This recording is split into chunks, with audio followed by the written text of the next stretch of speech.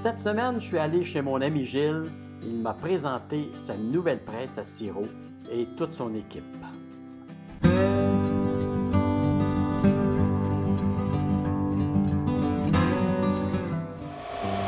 L'avantage premier et majeur de cette presse-là, c'est qu'en acériculture, là, le gros irritant, c'est la filtration. Avec une presse comme on avait avant, on avait des presses de 10 pouces, 4 barils, 3 barils, 4 barils, tout dépendait de la saison qu'on est avancé. Il fallait toujours, ça prenait quelqu'un toujours pour remonter les presses, refaire les presses, parce qu'on sort 2 barils de sirop à l'heure ici. Fait qu'il y a toujours quelqu'un qui travaillait dans les presses. Tandis qu'elle, on la monte le matin. L'autre jour, j'ai fait 25 barils avec. Fait que quand on opère avec, on la monte le matin puis on fait la journée complète avec. Fait que tu n'as plus l'irritant de ça, d'être obligé d'arrêter pour remonter à la presse. Fait que la personne qui bouille peut se concentrer à d'autres choses. Puis elle est super performante, ça va super bien. Bon. La première étape, qu'est-ce qu'on fait?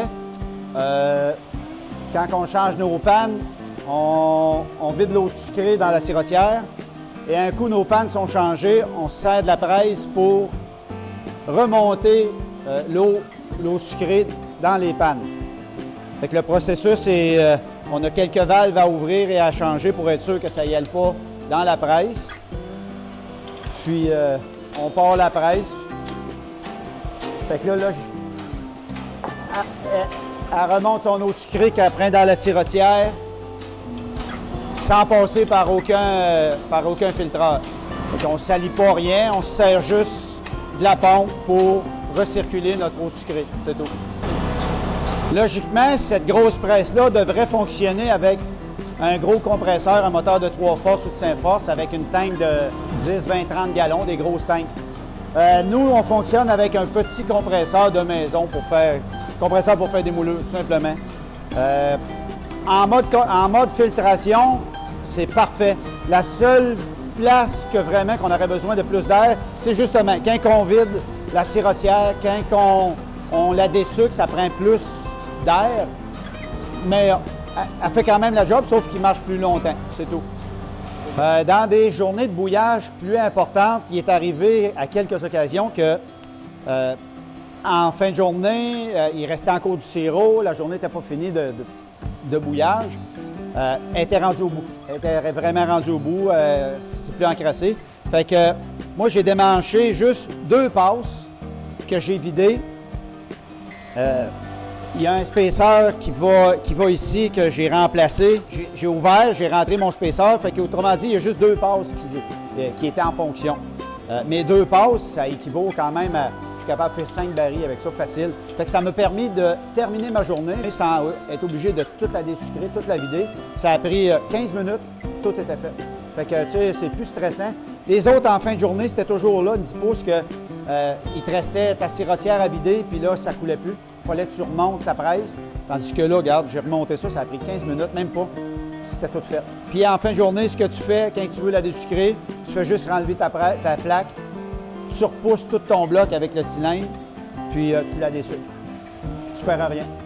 En mode d'opération, dans le fond, tout ce qu'il faut s'assurer, c'est juste où qu'on envoie le stock, d'où ce qui vient, d'où ce qu'on l'envoie. Comme là, on vient de vider l'eau sucrée pour remettre dans les pannes. Pour pas qu'il y ait à l'intérieur, c'est juste un jeu de valve qu'il faut faire. Là, on va la mettre en mode dessucrage. Alors, en mode dessucrage, c'est que là, l'eau va prendre le même chemin qu'en mode filtration normale. Le sirop, l'eau va passer à l'intérieur, va rentrer à l'intérieur de la presse et quand elle va ressortir, elle va reprendre son chemin normal. Un avantage aussi qui est indéniable, c'est qu'avec une presse conventionnelle, le débit pour vider une sirotière, et c'est le jour et la nuit, normalement, vider une sirotière pour remplir un baril, une sirotière de 34 gallons, ça prenait une vingtaine de minutes. Puis tandis qu'avec l'autre, en 3 minutes, elle est vidée.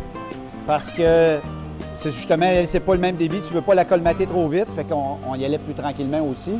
Mais avec l'autre, tu te casses pas la tête, tu ouvres ça à la machine, puis ça sort un tuyau 1 pouce de gros, 3 minutes, la sirotière est vidée au complet.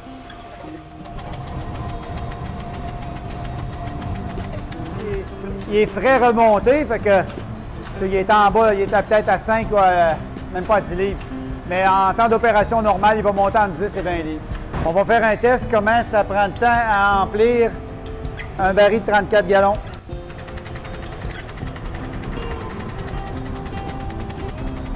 Ça coule assez vite.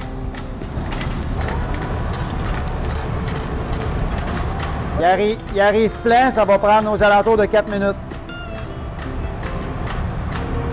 Et il est plein. Ça a pris 4 minutes. Là, je vais prendre un échantillon à la sortie de la presse pour faire mes tests de couleur et de densité.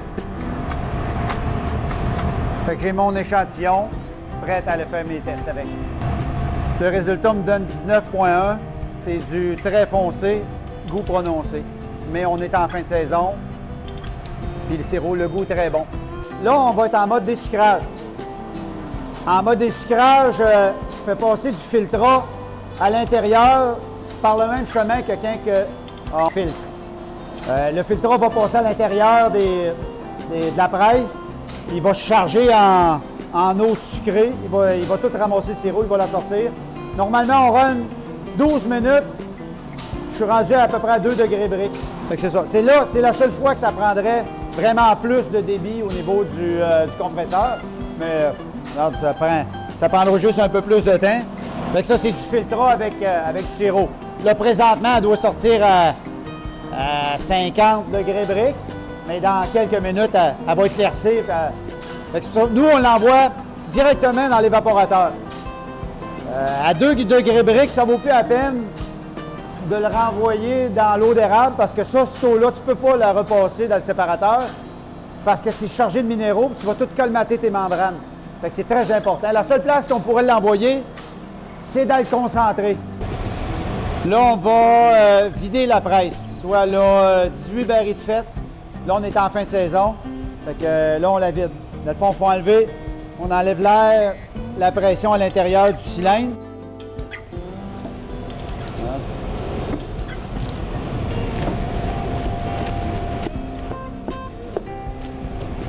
Elle décolle.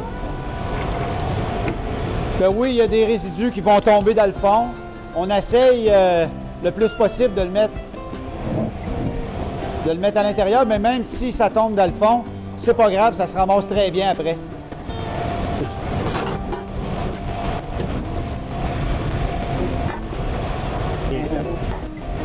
Fait que là, il reste un peu de résidus à l'intérieur. Fait qu'avec la hausse, je vais juste la rincer. C'est juste pour enlever le gros, ce qui est resté à l'intérieur, c'est tout. On brosse même pas, on lave. Puis... Là, on va remonter la presse. Le fait que cette presse est désaxée, elle n'est pas soutenue par le centre, elle est plus facile à manipuler, elle est plus facile à sortir. Une personne seule, même si elle est bien pleine, on t'enlève énormément de poids, elle est plus facile à travailler avec. C'est surtout ça. Les papiers sont en fonction aussi. Tu mets le papier, tu n'as pas besoin de tenir le papier. Tu mets le papier là, puis après ça, tu mets tes morceaux. Nous, là, on l'a tout sorti, mais on pourrait aussi bien tout la laisser à l'intérieur, les passes, et les rincer sur place. Mais ça, comme je disais, chaque producteur va avoir sa méthode qui est à lui. Et puis, on ne peut pas se tromper, il y a des coches à l'extérieur qui vont ensemble. Comme ça, tu ne peux pas te tromper. En conclusion, il y a juste des avantages à cette presse-là. Simplicité, facilité d'opération, qualité de vie. La qualité de vie résume absolument tout parce que justement, tu n'as plus l'irritant de courir après les presses. Ça sait qu'à un moment donné, la personne qui bouille, ça lui laisse du temps pour faire d'autres activités que normalement, tu n'as pas le temps. Elle peut s'occuper du séparateur. Une personne seule peut s'occuper du séparateur, peut bouillir si elle veut. Tu n'as plus ce irritant-là. C'est tout. Fait que c'est qualité de vie, c'est la base, c'est tout.